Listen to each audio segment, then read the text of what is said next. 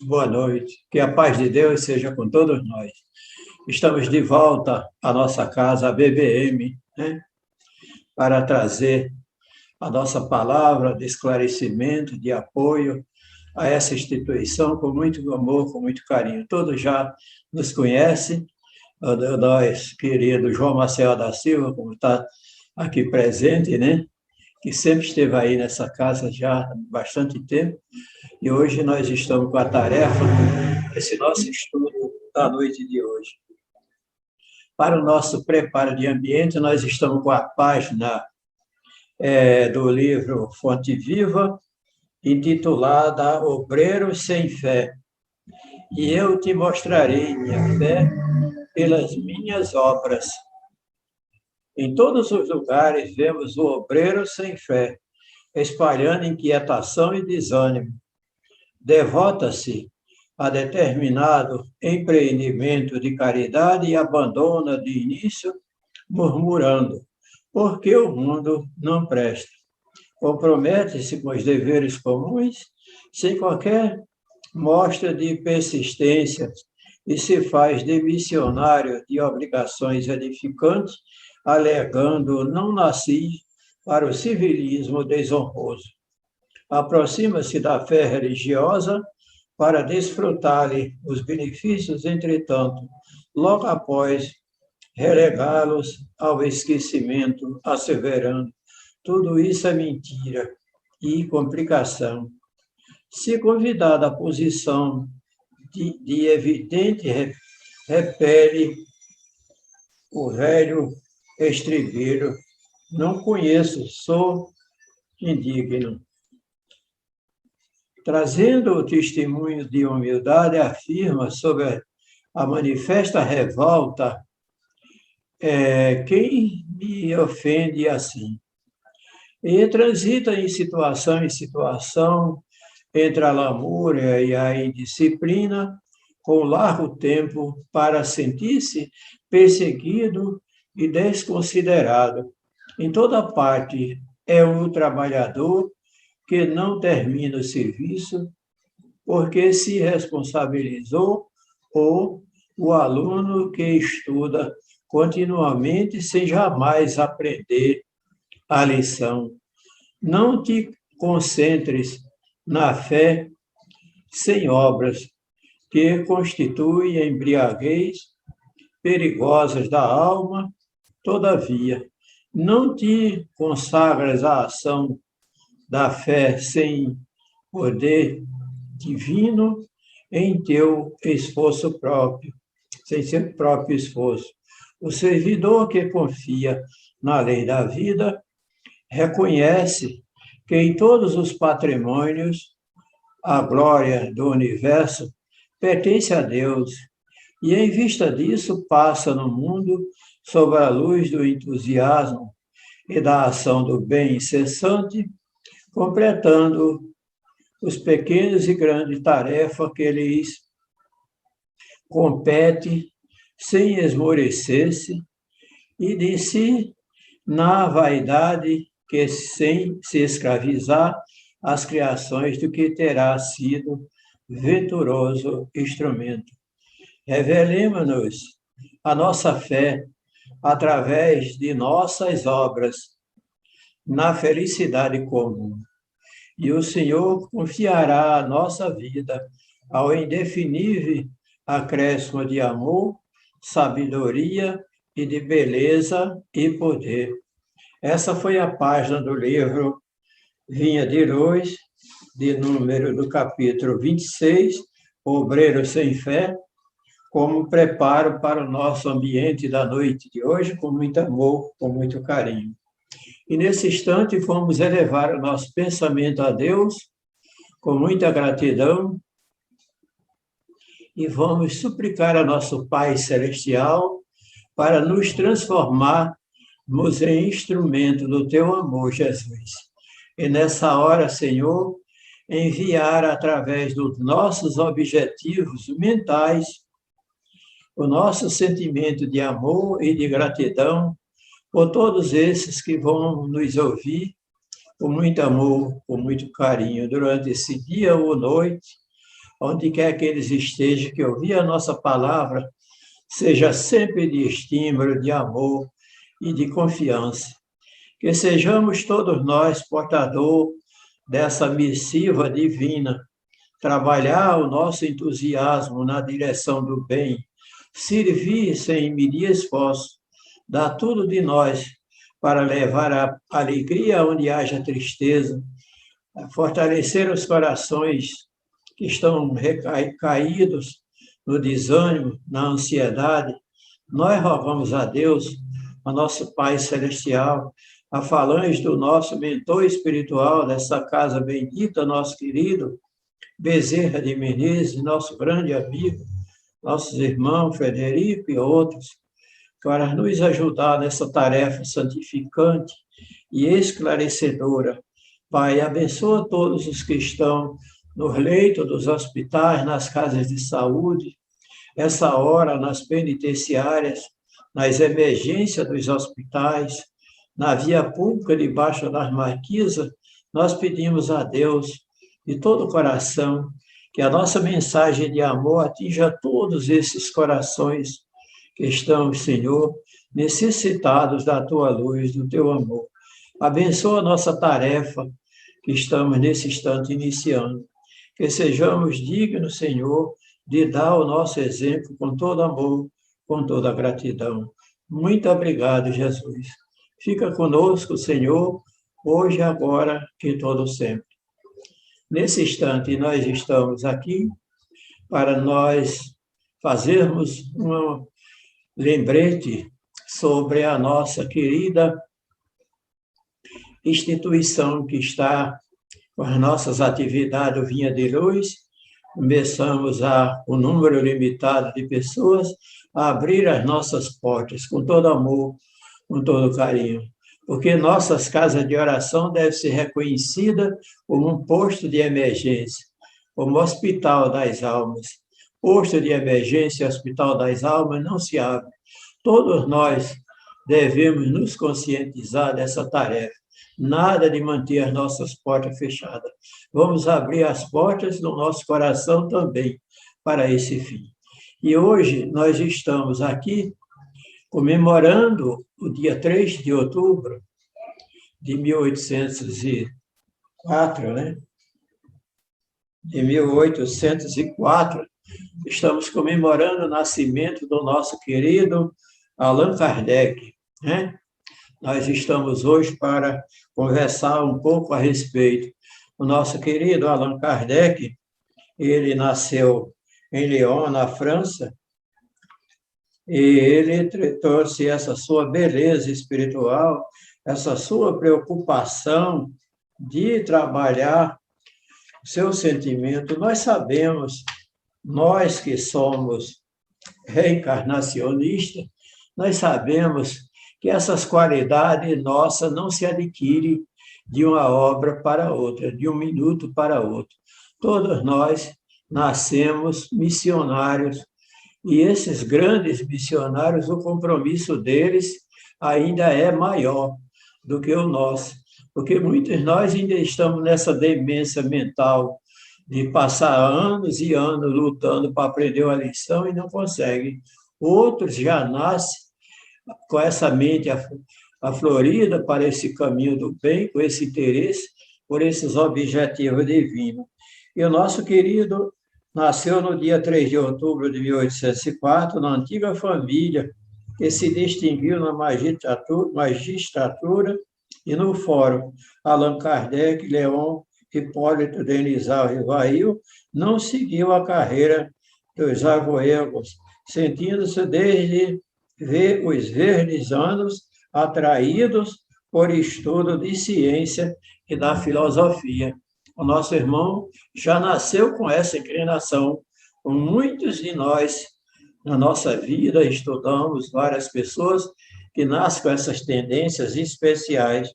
Matriculou-se naquela época numa escola de Pestalozzi, e essas escolas de Pestalozzi, essa escola, para a gente não ficar gastando o nosso tempo, era uma escola completa. Ainda na minha infância, eu consegui participar das escolas públicas daquela época, em 1942, com 7 anos de idade.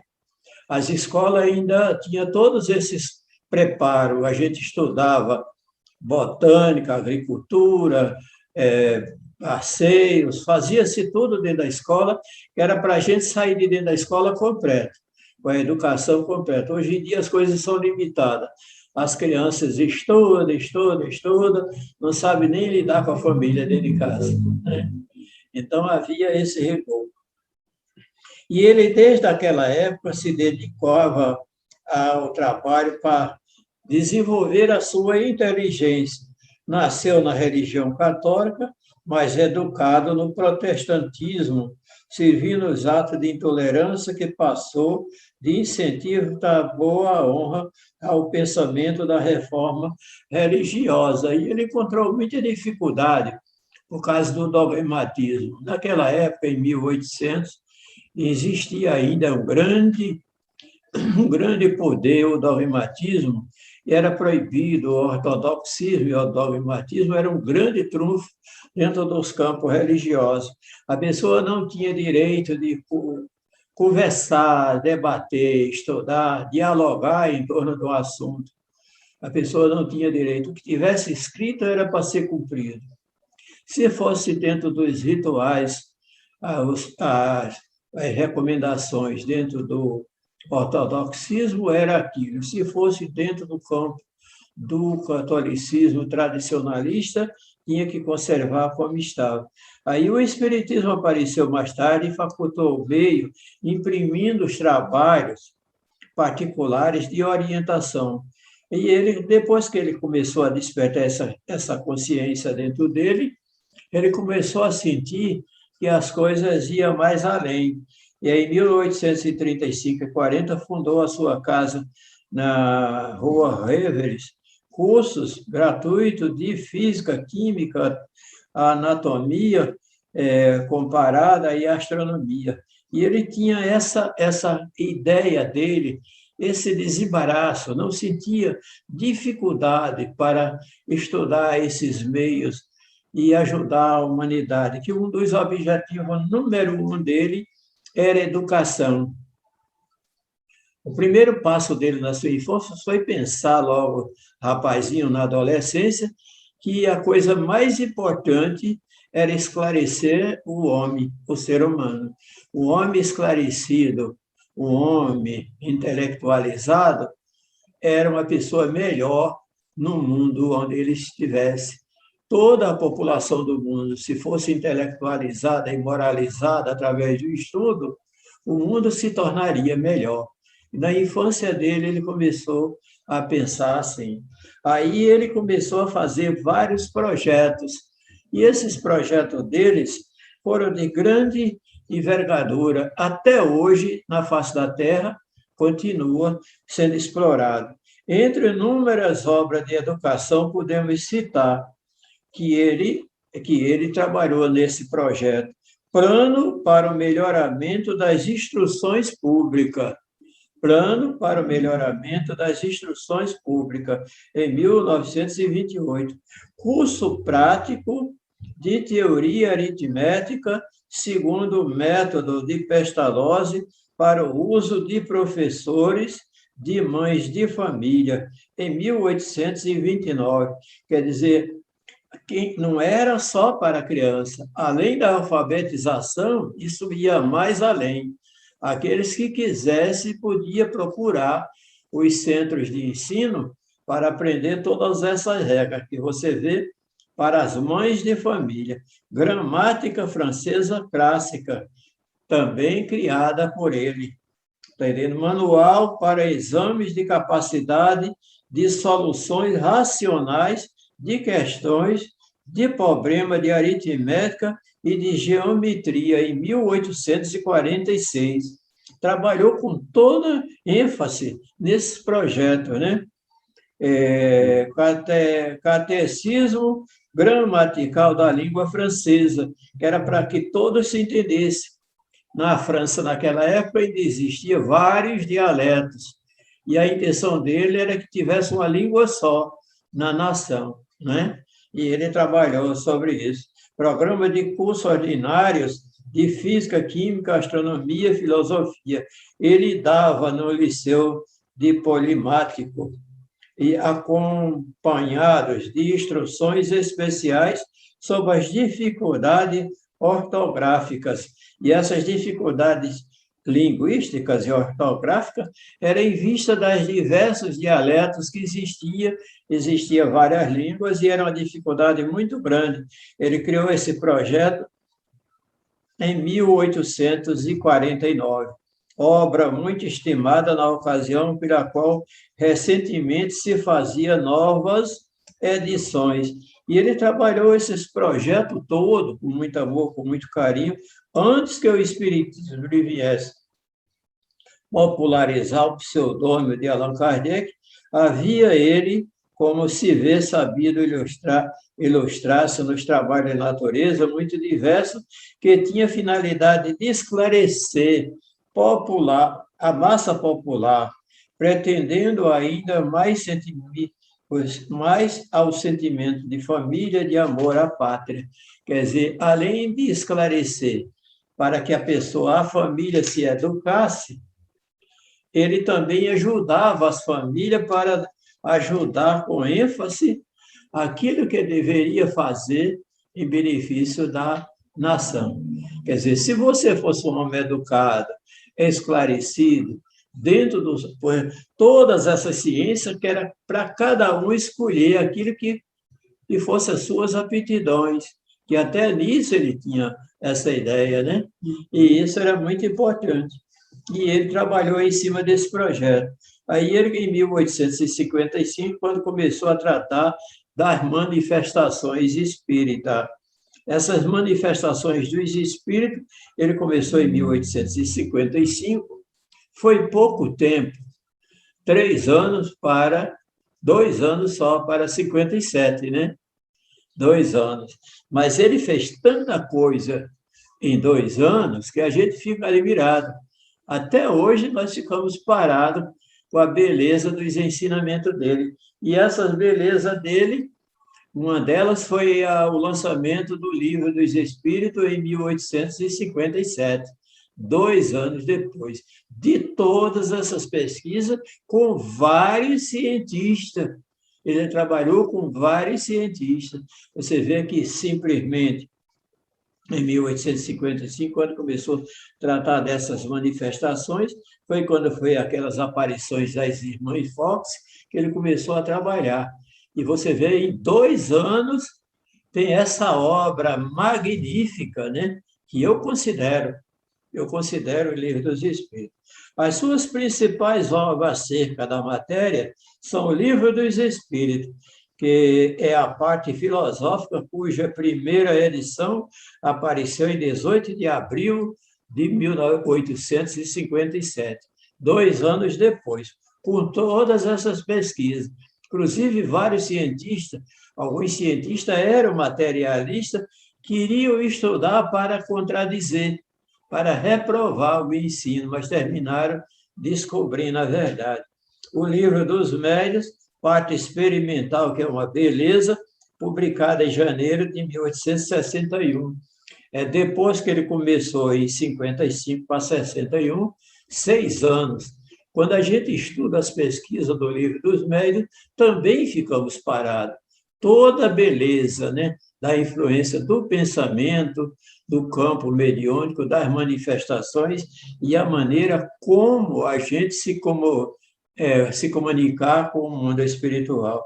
O Evangelho segundo o Espiritismo, parte moral publicada em 1864, que veio com a imitação do Evangelho, que já tinha vindo, ele já tinha feito esse livro antes, mas depois ele consertou o título, que era a imitação do Evangelho, agora é Evangelho segundo o Espiritismo. A Gênesis, os Milagres e as Predições, que a gente tem na Gênesis também um grande livro de ciência, que trabalha com muita beleza, né? Todas as pesquisas, né? A Revista Espírita e os Estudos Psicológicos, publicado mensalmente a partir de 1º de janeiro de 1858. Ele fundou essa Revista Espírita. E nós notamos que Kardec trabalhou com toda a ênfase, toda essa beleza.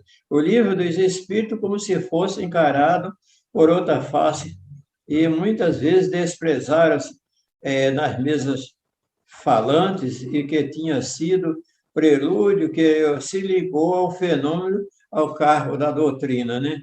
A verdadeira fundação do Espiritismo, que se então possuía excelente espaço na coordenação e cujo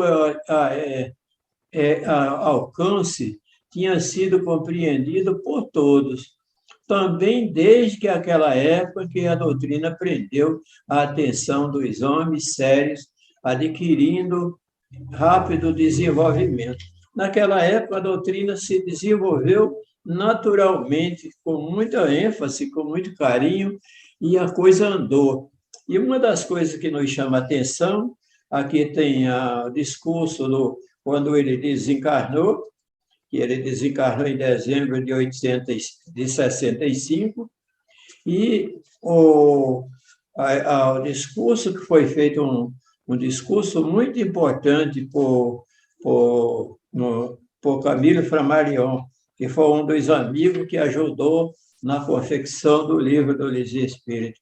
E nós encontramos também sucessivos livros de médium experimental, que é o Espiritismo e outro, Céu e Inferno, que ele trabalhou com toda a ênfase, com todo o carinho, em torno dessa beleza. O Céu e o Inferno, muitos das casas espíritas não estudam o Céu e o Inferno, né? Como devia estudar. Mas o Céu e o Inferno, aquela parte onde fala sobre como nós encontramos no mundo espiritual, é interessante ser lida. Durante a minha vida, em dezenas de casas espíritas por onde andei, algumas casas eu posso dizer que se eu tive meia dúzia de casas espíritas que me convidou para fazer estudo do Livro dos Espíritos, eu acredito que tenha sido até menos do que isso. Do livro O Céu e o Inferno. Do livro O Céu e o Inferno. Mas o livro O Céu e o Inferno, principalmente os últimos capítulos do livro O Céu e o Inferno, é de grande importância para todos nós. E nós encontramos nessa Obras Póstumas, para a gente entender o que era Obras Póstumas, que não está junto a esses livros importantes de Kardec, da codificação, obra póstuma é como se fosse eu ou você, quando nós estamos, eu tenho esse hábito de escrever alguma coisa e guardar no cantinho. E ele tinha uma escrivania. Eu tenho aqui também o meu armáriozinho cheio de pasta, cheio de papel de anotação amarrado com barbante. Então, quando ele desencarnou, ele deixou essas escrivanias entulhadas de recados. E esses recados eram os recados que ele recebia e ele ia escrevendo, passava limpo e aquele ele guardava. Quando ele desencarnou, juntaram tudo e fizeram essa Obras Póstumas, que eram os pontos de vista dele, todos os pontos de vista dele. Aí ele fala sobre Deus, sobre a bondade de Deus. O nosso tempo não dá para a gente falar sobre Kardec, tem que ser feito um seminário, né? Para falar sobre ele, como eu já lembrei, a transfiguração. Nenhum capítulo fala das manifestações dos espíritos, que é de grande importância, dos médiuns, das obsessões de possessão. Em outro capítulo fala a causa da natureza e a da clarividência, o sonambulismo, com todos os detalhes, a gente encontra isso. O estudo da natureza do Cristo, a origem do Cristo, a razão do porquê dos milagres, tudo isso nós encontramos na Gênesis e em outras obras, no Evangelho. A dupla vista, a opinião dos apóstolos. Em outro capítulo, nós encontramos a influência perniciosa das ideias materialistas, as coisas que a pessoa quer levar os ensinamentos espíritas para o lado do materialismo, nós encontramos várias doutrinas que ele debateu com muito carinho. Questões de problemas e expiações coletivas, que era um assunto muito importante, como agora há pouco mesmo eu estava lendo aqui, pessoas nesse vai e vem da miséria do mundo, lá na época de Jesus, todo aquele que tivesse uma doença contagiosa não podia mais voltar à sociedade. Se aparecesse com o corpo manchado, era pego pelos soldados, principalmente em Roma, na Alexandria e outros lugares, era pego pelos soldados e sacrificado, às vezes em praça pública, porque não podia, seja quem for, as expiações coletivas, o orgulho, a liberdade e igualdade, as aristocracias, os desertores da doutrina, aqueles que abraçam, temem e recuam, como foi a pasta de preparo de ambiente. Você tem tudo, passa 5, 6 anos na casa espírita sem aprender, sem reflexão, um dia desiste e vai embora, diz que não encontrou nada que lhe agradasse. É como uma pessoa que fosse ao mercado fazer compra e mercadoria nenhuma série, né? E assim também tem na segunda parte do livro a minha iniciação no Espiritismo, que foi uma das partes importantes da vida dele. Aqui nessa obra tem esse assunto. O Guia Espiritual, o Livro dos Espíritos, essas obras, como eu já citei, a Revista Espírita, são os pontos mais importantes da vida dele. E aqui tem um relato, nessa última parte, que mostra a beleza de todo o sacrifício que ele fez, se encontra nas revistas espíritas, aqui a Fundação da Sociedade Espírita de Paris, a duração dos trabalhos, toda a orientação, a missão do Espiritismo, dia 12 de abril de 1860, a missão do Espiritismo, nós encontramos em várias obras, que a missão do Espiritismo é a missão de Kardec. E uma das coisas do Espiritismo era trabalhar para dar liberdade à consciência religiosa naquela época. Nós que usamos da palavra, como diz o nosso querido Viana de Carvalho, Luiz de Vasconcelos, Leopoldo Machado, o nosso trabalho mais importante na nossa missão é levar a palavra, o esclarecimento sobre a doutrina em qualquer lugar que a gente for convidado, que sejamos convidados, né? Seja onde for que tiver o nosso alcance. O nosso irmão, professor José Jorge, ele fazia palestra quase em todo o território brasileiro, né?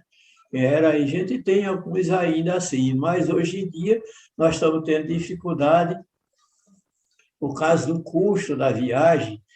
Naquela época, quando houve o Pacto Áureo liderado pelo nosso querido Leopoldo Machado, em 1944, 45, ele fretava o avião, uma turma deles fretava o avião e saía daqui do Rio de Janeiro para percorrer todo o Brasil, fazendo esse pacto de união para a divulgação da doutrina. As pessoas não tinham a mínima consciência do que era doutrina, do que era a doutrina espírita.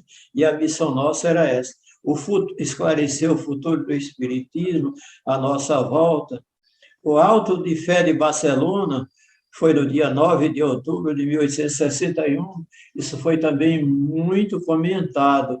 Esse Auto de Fé de Barcelona foi a queima dos livros na praça pública, 300 exemplares dos livros dos espíritos, né? E nesse dia da queima desses livros, a divulgação tomou vulto, porque todo mundo queria saber por quê. Aí cresceu a divulgação da doutrina espírita.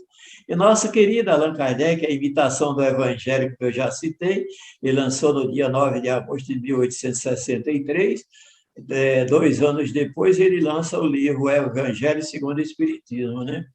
E a volta de Jesus, a nova geração que a gente encontra na Gênesis, no capítulo 19 e 18, 19, 17 e 18 da Gênesis, segundo o Espiritismo, lá no final, a gente encontra esse assunto da nova geração, a saúde, o caminhar gradual da doutrina espírita, nós estamos sentindo até hoje dificuldade com esse avanço do movimento evangélico por todos os recantos do mundo e a nossa timidez, né? Porque nós espíritas, nós somos mais tímidos e acanhados e a gente não quer.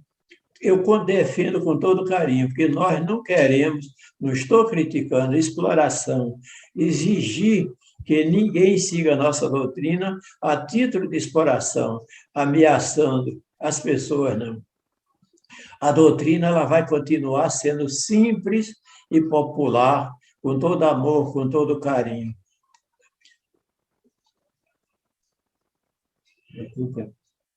E aí nós encontramos ainda as publicações espíritas, os acontecimentos das novas obras, como a Gênesis, em 9 de setembro de 67.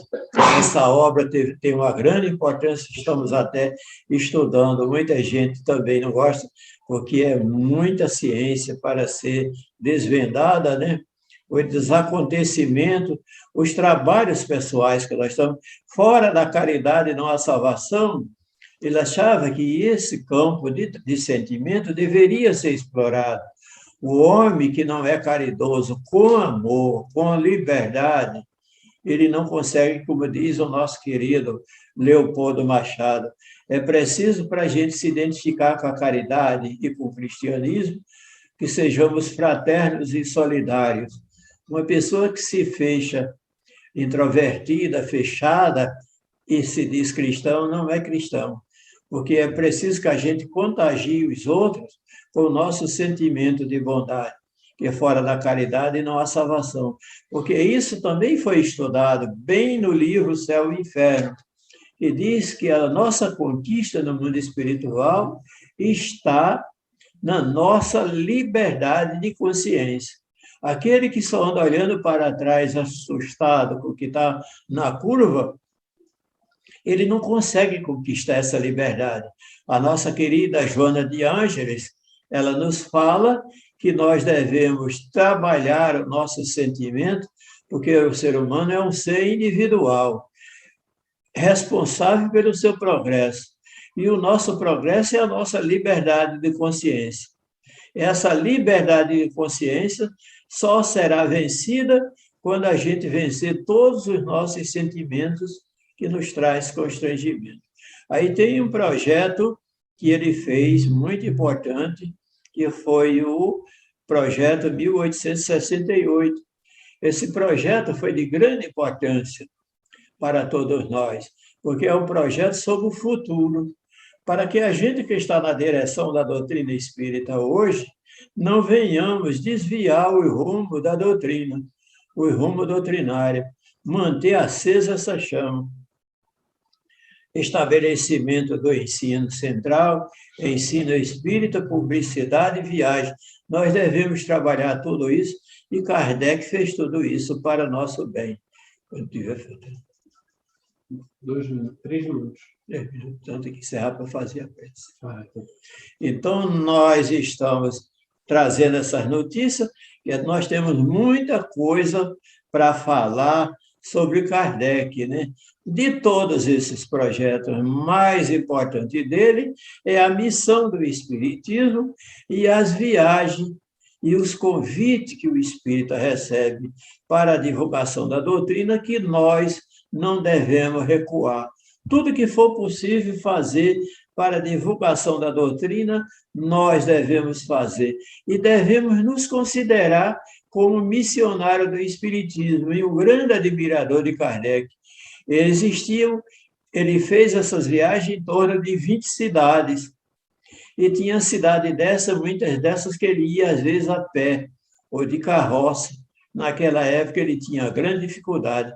Teve cidade dessa 100 quilômetros, 150 quilômetros de distância da sua residência.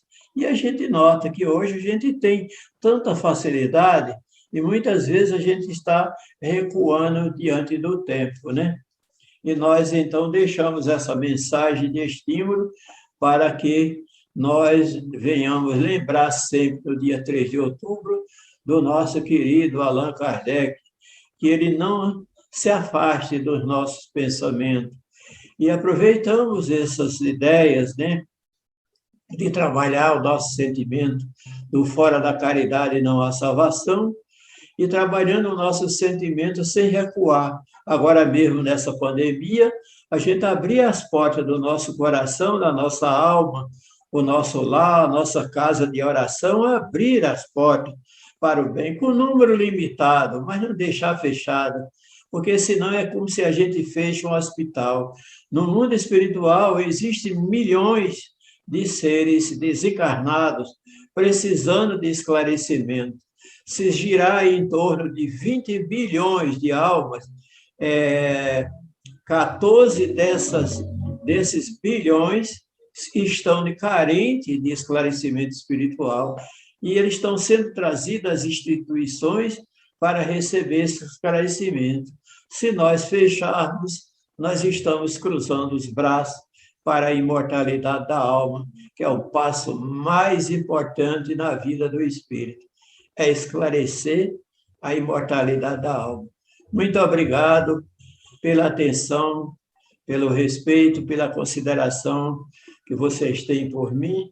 Eu, de todo o coração, retribuo com muito amor, sempre me ofertando. Todas as vezes que precisar do Maceió, eu estou às ordens.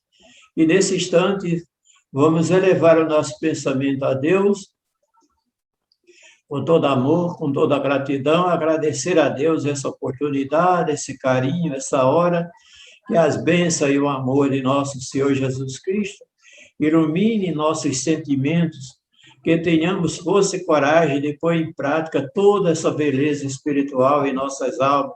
Não vamos nos omitir. A pior dor para o espírita é a omissão, quando ele chega no mundo espiritual.